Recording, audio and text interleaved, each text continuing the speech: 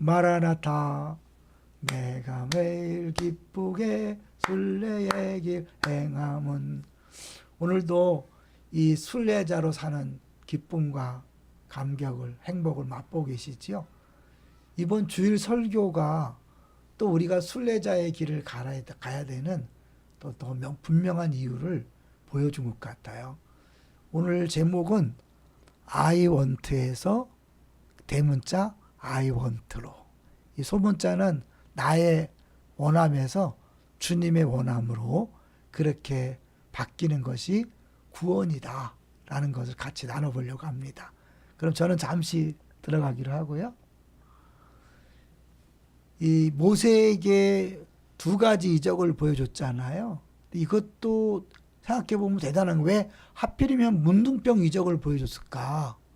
그것을 이제 레위기 때 이 정함과 부정함에 대해서 이야기할 때, 문둥병 그 이적도 우연이 아니다. 왜냐하면 애굽의 삶과 구원받은 이후의 삶을 주님께서는 거기서도 약간의 암시하는 거죠. 주일날 잠깐 말씀드렸지만 이제 그 하나님께서 워드 플레이를 하시는데요. 잠깐 이렇게 보여줄게요. 왕하 7장에서 애굽이란 말이 미츠라임이라잖아요. 나병 환자들이 무쪼라임이에요. 그러니까 결국 왜 하필이면 그 나병 환자들로 인해서 정함과 부정함 그걸 할까? 그건 나병 환자들이 그 애굽의 삶과 연관이 있기 때문에 그런 거죠. 왜냐하면 문둥병이 단순히 그냥 오늘날 문둥병이 아니라 죄를 상징하는 거거든요. 그래서 이 부분을 잠깐 보시면 그 미츠라임이라는 거 있잖아요. 그 미츠라임, 그거를 설명하면 미 플러스 차르임이에요. 애굽이란 말이 미츠라임인데, 근데 미는 명상을 나타내는 접두어이고요. 좁다는 뜻의 차라레스 온, 차르가 본디 좁은 곳, 협곡을 가리킨다는 거죠. 그러니까 구원받기 전의 삶은 좁아요. 나. 자기만을 주장하니까 아주 좁은 거죠. 근데 그게 이제 복수가 되니까 애굽은 원수, 적대자, 시련 등을 뜻하는 거죠. 이미 복수를 의미하는 겁니까요? 그런데 작은 땅에 사는 히브리인이 아주 큰 영토를 가진 이집트를 좁은 곳이라고 부른 뜻은 뭘까요? 영적인 의미가 있는 거죠. 이것을 더 분명할 수 있는 게 구원하다라는 히브리 동사예요. 구원하다라는 히브리 동사는 야사인데, 이 동사는 구원하다, 구출하다 그런 뜻이 있다. 근데 그 원어적으로 보면 아랍어는 넓히다, 넉넉하게 하다. 그러니까 그 반대말 사라르, 아까 했죠? 이 애굽의 또 문둥병에 속하는 그 사라르는 좁다, 제한되다, 억압하다. 구원은 넓힌다. 내 좁은 소견은 아주 좁은 거잖아요. 하나님의 시각이 될 때 넓은 시각이 되는 거죠. 그래서 I want에서 I want로 바뀌는 거죠. 말씀드렸죠. 마태복음 8장에서 주님 원하시면 그랬잖아요. 원하시면. 사실은 급하기 때문에 내가 원합니다 할 텐데 주님 원하시면 하고 바뀐 거죠. 그랬을 때 주님이 내가 원한다. 그러니까 주님께서 이미 고쳐줄 마음이 있기 때문에 이제 그걸 만나주신 거죠.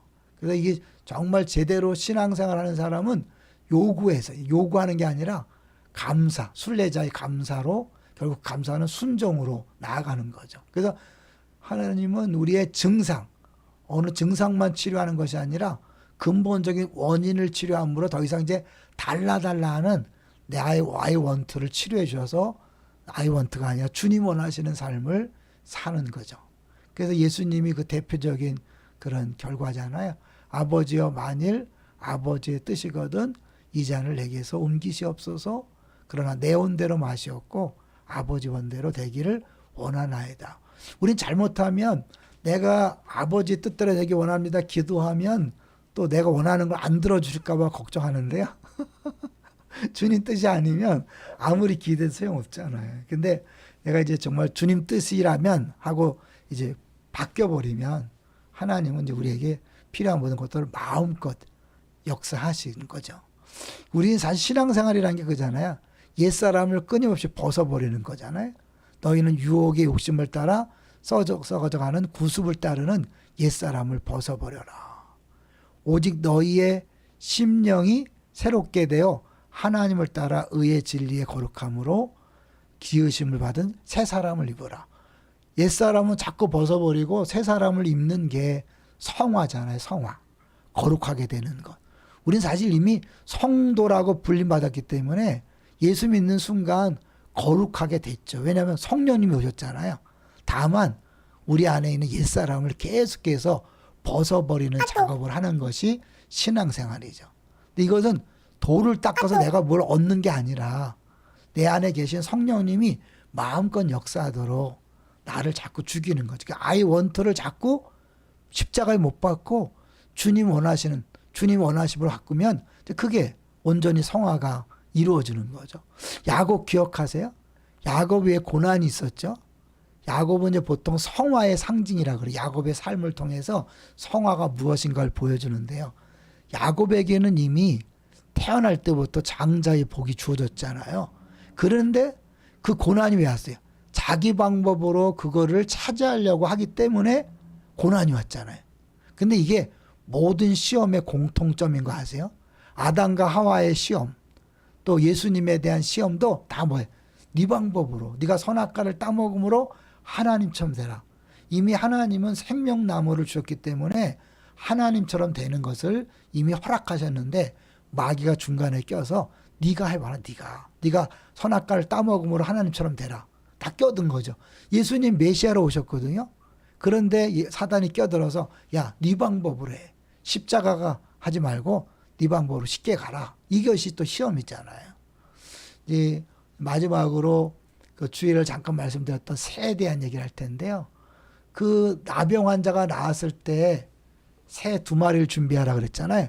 근데 그 새의 그 원어를 보면 찌뽀루예요. 찌뽀루. 그래서 새 버드를 의미하는데 새를 뜻하는 이 단어는 새가 내는 소리, 쥐저김과 관련이 있는 것 같다. 그래서 이게 결국 계속해서 조잘되는 떠드는 거죠. 그러니까 끊임없이 나는 이걸 원해 계속 자기 얘기를 하는 거죠. 근데 이게 재미난 게 뭐냐면 창세기 때 하나님이 새를 창조할 때는 오프라는 단어를 썼어요. 그렇기 때문에 일반 새를 얘기할 때는 이 오프를 썼는데 특별히 거기서 칩보르라 쓴 거는 뭐냐면 계속 떠드는 그걸 의미하는 거죠. 그러니까 계속해서 출애굽한 이스라엘 백성이 입만 열면 불평 원망. 애굽 아까 얘기했잖아요. 좁음의 상징이잖아요. 그러니까 자기 시각으로 보니까 늘 불평 원망이에요. 옛사람을 보여주는 거죠.